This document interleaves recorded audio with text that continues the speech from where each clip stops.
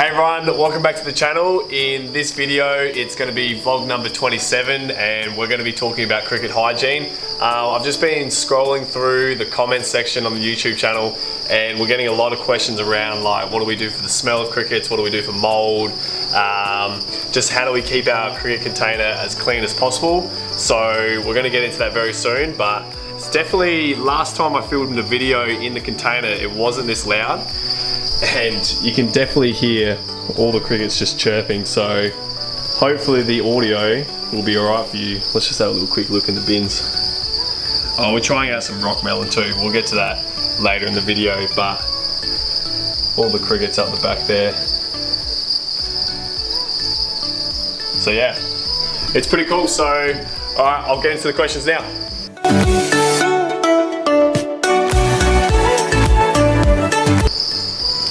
Okay, the first thing that people normally comment or question on is around food. And so for us, we use obviously oranges and grain.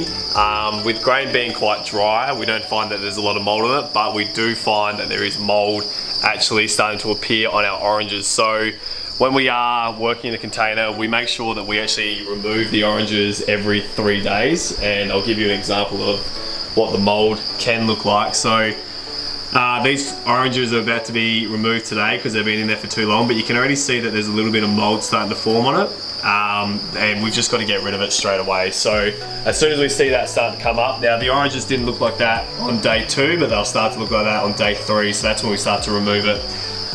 It's not too bad if you're only looking to sell for reptiles, but definitely if you're selling for human consumption, you want to be getting rid of that mold as soon as possible before it spreads all over your container.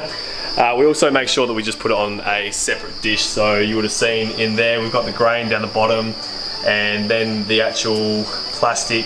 It's just the top of a plastic lid from a container that we put the oranges on so the mold doesn't go any further. But then we also set the container up a little bit like that.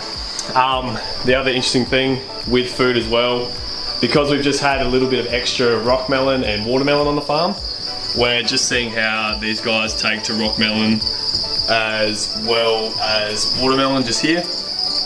But of course, you just got to be on top of, as soon as you see any mold, just get rid of it, because you don't want to be going into that world. It just gets out of control, and I imagine that if you left it in there for too long, your crickets will start to slowly die because they're just living in a polluted environment. So yeah, get rid of it.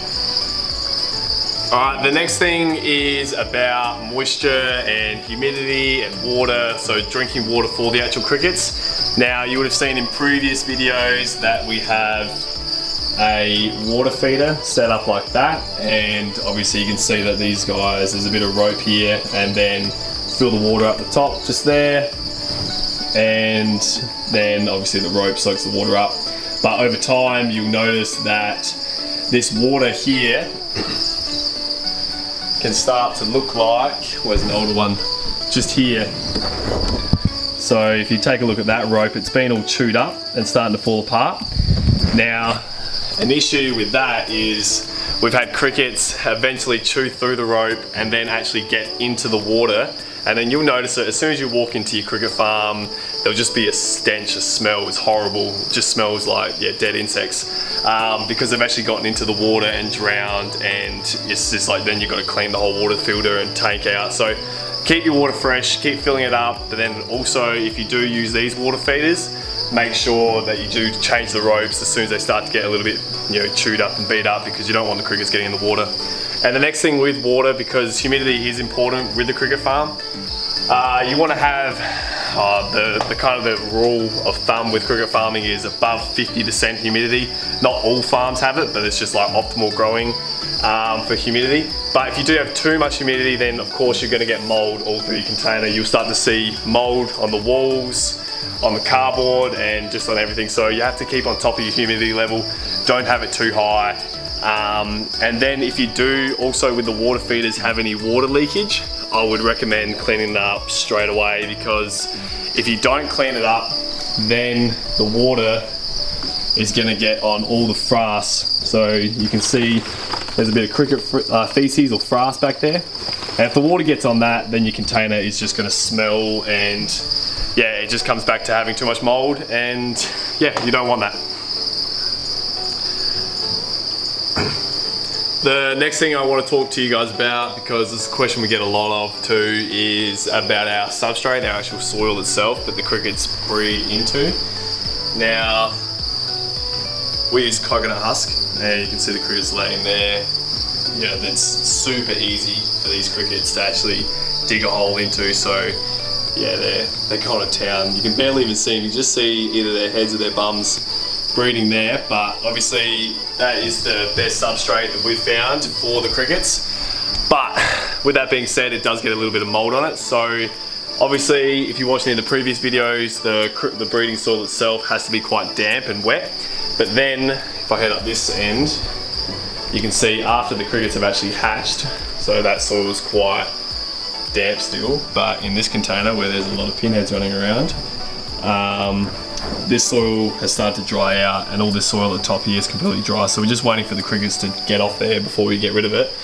And then eventually it looks like that, where there's no more breeding soils in it, until of course they're ready to breed again. But with that being said, the actual soil will completely dry out, and to dry it out we just chuck into a bin outside, and I'll just poke my head out here for now, which is right here.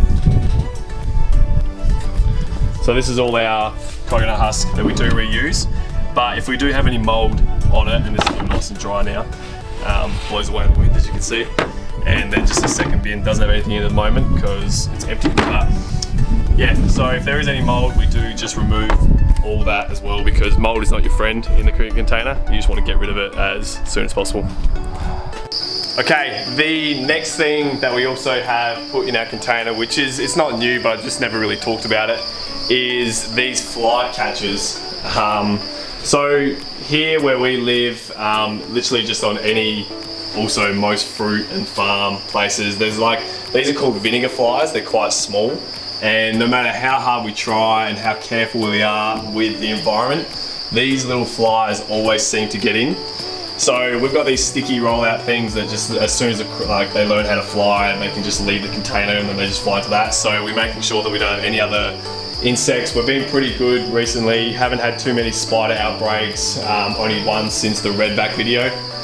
But I probably won't be able to find any right now, there's a bunch of crickets eating in here. But these little black things always seem to find their way onto the fruit. They're not fruit flies if you're wondering, but they will get their way onto the fruit. So we just make sure that we stick these things up just to get rid of as many as possible. And this one is completely full, so it's doing its job, which is really good. But like I said, if we're talking about having a clean facility and a clean process where only crickets are living, you just got to get rid of any other insects, because it is an optimal environment for insects to grow in. Plenty of food, the perfect temperature, the perfect heat, the humidity, water, yeah, it's perfect. So just get rid of any insects you can as best as possible. The next part about hygiene is the actual cricket frass and the wasted food itself. So on our farm, and it's not the same for everyone, but we do have a fair amount of frass because we have a lot of crickets, obviously. So you can just see all the frass back there starting to tip out as soon as I shake these. Like, there's just heaps all through these egg cartons. So, and obviously that's dry and it's not going to cause, it's not too smelly unless it gets wet. But how often do we actually clean our tubs? And we only clean our tubs once we actually get rid of our crickets. So we used to, because we used to keep our crickets for a long time before we'd sell them, we'd nearly keep them for their whole life. The crickets can, or the actual containers itself, can get a bit smelly. So we do just make sure we sweep up all the cricket frass, the wasted food, yeah, any sort of stickiness from the fruit. We change it all over, keep it as clean as possible. But now, because we're getting to 6 to 8 weeks before we start to either sell them or get rid of them or turn them into powder, we make sure that after it's done, we just give the container a quick clean out. So that one's all clean except for it's got a few sticks. And actually, I don't know if I've showed you guys that, but that's what we use to separate our soils. So just under there, it's just to make sure that the soils aren't touching. But yeah, so we just make sure that our crickets are in as clean as possible tub as soon as the day one when we put the crickets in there. So as you can see, these guys are just starting to hatch actually. and the cricket container's just got a bit of food and a couple little bits of oranges, but otherwise it's clean, and all that cleaning happens outside. We've got a pressure cleaner, we blow it all off, and yeah, it does the trick. So make sure we give it a bit of a scrub too with a bit of cleaning. Just any of your household cleaning chemicals that you'd find. So they're all human grade, safe. You don't have to worry about that. So yeah, it's perfect.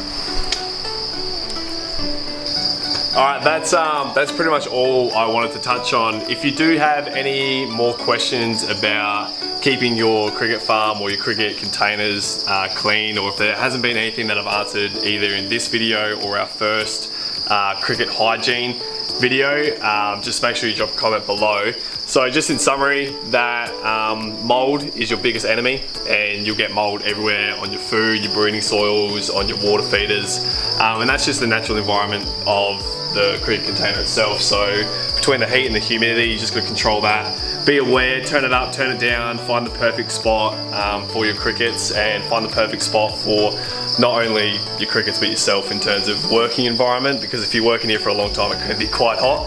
But then also your power costs, just be careful of that, because if you do heat your container too hot, your power bill will go up, or your electricity bill in your house, wherever you're growing your crickets. So just be careful of it.